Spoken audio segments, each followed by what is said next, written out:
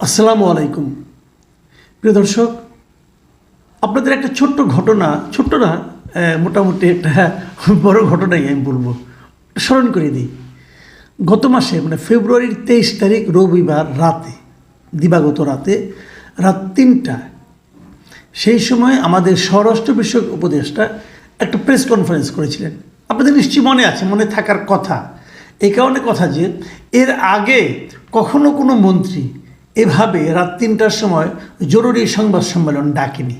উনি ডেকেছেন এবং উনি ডেকে সেখানে অনেক কথা বলেছেন যে আইন শৃঙ্খলা পরিস্থিতির কীভাবে চেঞ্জ করা হবে, কিভাবে না করা হবে, এরা আপনারা দেখবেন এখন প্রচুর চেঞ্জ হবে।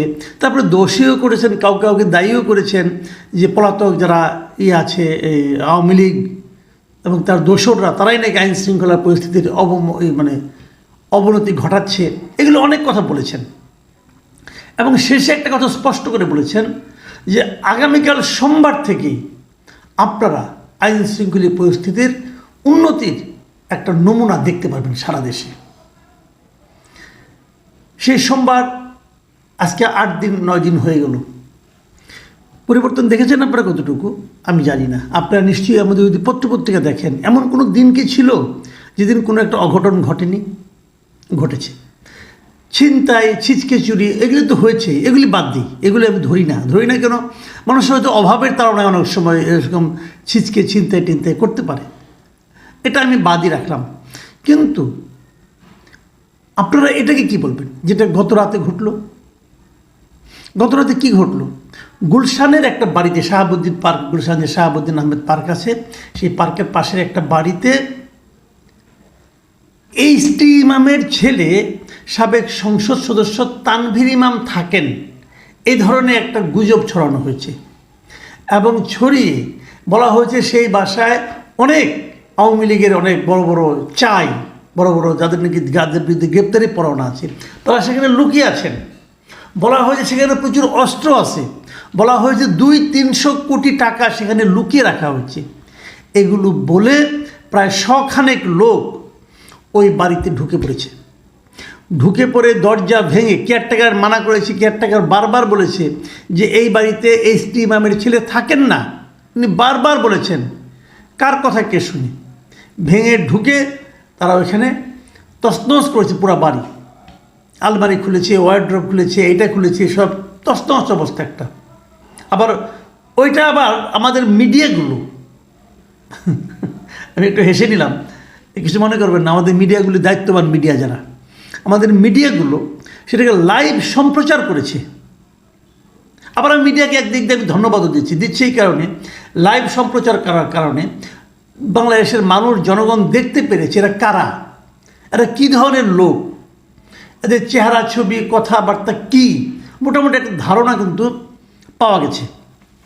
এই লোকগুলো তছনছ করেছে। আমি হঠাৎ করে আমি একটা টিভিতে দেখলাম যে সমস্ত লোকের সঙ্গে 2-1টা পুলিশকেও দেখলাম আমরা, পুলিশ সেখানে আছে। তারা কী করলো আমি জানি না, থামানোর চেষ্টা করলো নাকি ওদের সহযোগিতা করলো বলতে পারবো না।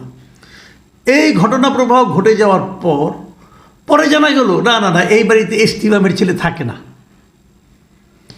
এই বাড়িতে যে ভদ্রমহিলা থাকেন উনি এইচটি ইমামের ছেলে, এই যে তানভীর ইমাম, তার ওয়াইফ ছিলেন, সেটাও প্রায় 2 দশকেরও বেশি সময় আগে। তারপর তাদের সঙ্গে সেপারেশন হয়ে গেছে, অনেক কিছু হয়ে গেছে। তাহলে এই অভিযোগটাই বা কে তুললো? আর এই অভিযোগ উস্কানিতে পা দিয়ে এত লোকই বা সেখানে কেন গেল? তারপর রাতে গভীর রাতে, আরও গভীর রাতে ওখানে আর্মি গিয়েছে, যে শেষ পর্যন্ত তারা ওখান থেকে 3 জন লোককে গ্রেপ্তার করেছে এবং গ্রেপ্তার করে বলছে যে এই 3 জনের মধ্যে একজন নাকি আগে এই বাড়ির কেয়ারটেকার ছিল, অন্য 2 জন বা বাবা পুত্র এবং পিতা পুত্র আছে, এরা নাকি এগুলো উস্কানিটা এরা মূলত দিয়েছে। কেন দিয়েছে কি সমস্যা, এটা পরে হয়তো উদ্ধার হবে। তো এখন এই ঘটনাগুলি ঘটে গেলো। এখন আমার কথাটা কোথায়? আমি কিন্তু এই ঘটনা, এটা তো খারাপ ঘটনা, অবশ্যই পুলিশ তারই করবে, পেছনের কারণ উদ্ঘাটন করবে, সবই করবে। কিন্তু আপনারা একটা কথা বলেন, যাদের বাড়িতে ঘটনাটা ঘটলো তারা, আপনি ভাবেন তো একবার, এই 100 জন লোক আপনার বাড়ির সামনে চলে এসেছে, এসে বলছে এই বাড়িতে আওয়ামী লীগের লোক আছে, বলছে এই বাড়িতে অস্ত্র আছে, বলছে এই বাড়িতে 200-300 কোটি টাকা আছে। বাড়ির ভেতরে আপনি বসে আছেন, অথবা আপনার স্ত্রী বসে আছে, অথবা আপনার পুত্র কন্যারা বসে আছেন। আপনাদের কী করণীয়? প্রায় আধা ঘন্টা ধরে তারা বাড়ির সামনে হইচই করেছে, ভাঙচুর করেছে। নিশ্চয়ই আপনারা ফোন দিবেন। কাকে ফোন দিবেন? পুলিশকে ফোন দিবেন, 999-এ ফোন দিবেন। তাহলে এরা এই আধা ঘন্টা ওখানে বসে থেকে স্লোগান দিয়ে তারপর দরজা ভেঙে উপরে উঠতে উঠতে তারও অনেক আগেই তো পুলিশের চলে আসার কথা। পুলিশ কেন ঘটনা প্রবাহ শেষ হওয়ার পরে আসলো? আর্মি কেন ঘটনা প্রবাহ শেষ হওয়ার পরে আসলো? এই প্রশ্নগুলো আপনার লাগে না? তারপরে ভাবেন যে আপনাদের মেন্টাল অবস্থাটা কি। আপনি ভেতরে বসে আছেন, বাইরে ধুমধাম লাথি পড়ছে, দরজা ভাঙা হচ্ছে। আপনার মানসিক অবস্থাটা, আপনার শারীরিক অবস্থাটা, আপনার হৃৎপিণ্ডের অবস্থাটা কি দাঁড়াতে পারে একবার ভাবুন। অথচ এটা কিভাবে হতে পারে? এটা হওয়া খুব কঠিন, তাই মনে করছেন আপনারা? না, ঘটনাটা তা না। এটা হওয়া খুব কঠিন না। এটা হওয়া বাংলাদেশে এখন এই সরকারের আমলে, এই সরকারের আইন শৃঙ্খলার উপর যে নিয়ন্ত্রণ, তার কারণে এই ধরনের ঘটনা পৃথিবীর সমস্ত দেশের জন্য কঠিন হলেও আমাদের দেশের জন্য এটা খুব সহজ। কিছুই বলার দরকার নাই। মাত্র 10-12 জন লোক যে একটা বাড়ির সামনে বলবে যে এই বাড়িতে আওয়ামী লীগের লোকজন পালিয়ে আছে, এই বাড়িতে অমুক মন্ত্রী পালিয়ে আছে, এই বাড়িতে আওয়ামী লীগের লোকজন অস্ত্র লুকিয়ে রেখেছে, এই বাড়িতে আওয়ামী লীগের লোকজন 500-600 কোটি টাকা লুকিয়ে রেখেছে, চলো ভাঙি। সবাই দেখবেন ভাঙার জন্য উঠে পড়ে লাগছে। এবং এটা চলছে এই দেশে। আপনাকে দরজা ভাঙা না, বিল্ডিং ভেঙে দেওয়া হচ্ছে। কোনো শাস্তি হয়েছে এই পর্যন্ত? কোনো একটা শাস্তি হয়েছে? সরকার দূরে দাঁড়িয়ে তামাশা দেখে। এদেরকে উপদেশটা বাড়ানো হয়েছে তামাশা দেখার জন্য। নিজেরা তামাশা করেও আবার মধ্যরাতে। কিছু লোক তামাশা করেন আর কিছু লোক তামাশা দেখেন। সারা দেশের মানুষকে তামাশা দেখান। মিডিয়াগুলোর সৌজন্যে আমরা সেই তামাশা দেখি। আর যারা প্রকৃতই নিরীহ মানুষ, আর যারা শান্তিপ্রিয় মানুষ, যারা আইন মান্যকারী মানুষ, তারা সেটা দেখে এবং আতঙ্কিত হয়।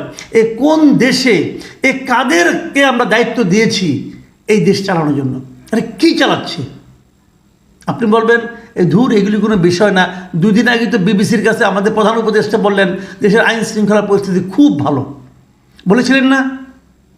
আমি প্রধান উপদেষ্টাকে জিজ্ঞাসা করতে চাই, ভাই আপনি একজন গুরুত্বপূর্ণ ব্যক্তি ছিলেন, অনেক দিন ধরে এখনও আছেন, আপনি দেশের দায়িত্ব নিয়েছেন, সরকার চালানোর দায়িত্ব নিয়েছেন। কালকের এই দৃশ্য আপনি দেখেননি? একটা বাড়িতে যে এই যে ভাঙচুরটা করা হলো, আপনি দৃশ্যটা আপনি চোখে পড়েনি? আপনার কাছে কী মনে হয়েছিল? আপনি কি ভুলে গেছেন যে আওয়ামী লীগ আমলে আওয়ামী লীগ সরকার আপনার উপর কী করতো? ভুলে গিয়েছেন আপনি এগুলো? আপনার তখন মানসিক স্ট্যাটাসটা কী ছিল? আপনার মানসিক অবস্থাটা কেমন ছিল? নাকি আপনি সেই মানসিক অবস্থাটা সকলের মধ্যে ছড়িয়ে দিতে চান? এটি আপনার মোটো, যেটা নাকি শেখ হাসিনার ছিল। শেখ হাসিনার বাবা মা সবাইকে, পরিবারকে কিছু লোক হত্যা করেছিল, এবং উনি হয়তো মনে করতেন এই দেশের মানুষই তাদের হত্যা করেছে, অতএব এই দেশের মানুষের মধ্যে উনি আতঙ্ক ছড়িয়ে দেওয়ার চেষ্টা করেছিলেন। যে সেই কাজটাই কি আপনি করছেন? যে পুরো দেশের মানুষকে দেখাচ্ছেন, দেখো শেখ হাসিনা যখন আমাকে এরকম টর্চার করেছে, আমাকে এরকম 8তলা 9তলা পর্যন্ত হেঁটে উঠতে বাধ্য করেছে, তখন আমার মনে কী চলেছিল ওটা তোমরা তো বুঝবা না, আসো বুঝাই দিই। আপনি কি এভাবে সবাইকে বোঝাচ্ছেন? আপনি কি এই জাতির উপর প্রতিশোধ দিচ্ছেন? কি হচ্ছে এগুলো? কারোর উপরে কারো কোনো নিয়ন্ত্রণ নাই, কেউ কিছু বলে না। সহজ কাজ, কিন্তু কোনো কঠিন না। প্রথম দিনই যারা গেলে ভাঙচুর করলো, যারা বিভিন্ন ভবন ভাঙলো এবং সেখানে বড় বড় ফ্ল্যাগ নিয়ে যারা নাকি এখানে ছবি তুললো, তাদেরকে আপনারা ধরতে পারছেন একজনকে এ পর্যন্ত? ধরার চেষ্টা করেছেন? যদি না ধরেন তাহলে তারা কি সিগন্যাল পাবে? তারা সিগন্যাল পাবে এই কাজ করা যায়, তারা সেই কাজই করছে। এবার কি হলো? আপনি 3 জনকে ধরেছেন, কি বলছেন? এই 3 জন উস্কানি দিয়েছে। ওকে, উস্কানি দিয়েছে, এই 3 জনের শাস্তি হবে। কিন্তু সেই উস্কানিতে উৎসাহী হয়ে যারা ওখানে ভেঙেছে, যারা ভিতরে গিয়েছে, প্রায় 100 জন লোক, বাকিদের ধরেন না কেন? ধরা তো খুব সহজ। আপনি সবগুলি টিভির যে রিপোর্টিং আছে, সবগুলি টেলিভিশনে ভিডিও রিপোর্টিং আপনি যেগুলো আছে সেগুলো স্ক্যান করেন, প্রত্যেকটা লোকের চেহারা ওখানে পেয়ে যাবেন। যদি সবগুলি স্ক্যান করলে পাবেন আপনি, কারণ এক একটা ক্যামেরা এক এক জায়গায় ছিল। ওই ক্যামেরা দেখানো প্রত্যেকটা লোকের স্টিল ছবি করেন, করে মিডিয়াতে জানাই দেন এই লোকগুলিকে আমরা গ্রেপ্তার করতে চাই। সবগুলো লোককে ধরেন, ধরে দৃষ্টান্তমূলক শাস্তি দেন।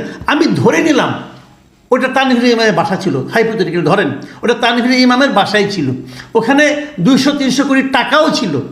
তারপরেও একজন পাবলিকের জন্য ওখানে ঢোকাটাকে আইনসম্মত? আপনার বাড়িটাকে ঘেরাও দিয়ে রাখতে পারতেন, যে আমি বাড়িটাকে ঘেরাও দিয়ে রাখছি, যতক্ষণ পর্যন্ত পুলিশ না আসবে আমরা সরবো না। পুলিশ আসবে, পুলিশের কাছে হ্যান্ড ওভার করে আপনি চলে যান। আপনি ভেতরে ঢুকলেন কোন আইনে? এবং এই ভেতরে ঢোকাটা যে অপরাধ, এটা কি সরকার বোঝে? যদি বোঝে, সরকার কি তাদের মধ্যে কোনো অ্যাকশন নেবে? নেবে না। আজকে দেখলাম প্রধান উপদেষ্টা প্রেস উইং একটা বিবৃতি দিয়েছে, তারা ঘটনার একটা ধারা বর্ণনা দিয়েছে। আরে ভাই, আপনাদের ধারা বর্ণনা দেওয়ার আগে এদেশের সব লোক টেলিভিশনে ওই ধারা বর্ণনা দেখে ফেলেছে। আপনারা এখন কী থাপথুপ করতেছেন? 3 জনকে অ্যারেস্ট করছেন, বিরাট কাজ করছেন একটা। আর বাদবাকি যাদেরকে অ্যারেস্ট করা হলো না, বাদবাকি যারা ওখানে গেল তাদেরকে তো উৎসাহ দিলেন, সেটার কী হবে?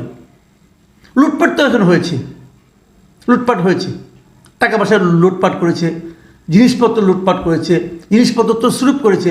ক্ষতিপূরণ কে দেবে? রাষ্ট্র দেবে? রাষ্ট্র তার একজন নাগরিককে নিরাপত্তা দিতে পারে নাই, এবং তার রাষ্ট্রের ব্যর্থতার কারণে ওই লোকের ক্ষতিগ্রস্ত হয়েছে, সেই ক্ষতিপূরণ কে দিবে? দিবে রাষ্ট্র? এ কোন জঙ্গল রাজ্যে আমরা আছি এখন?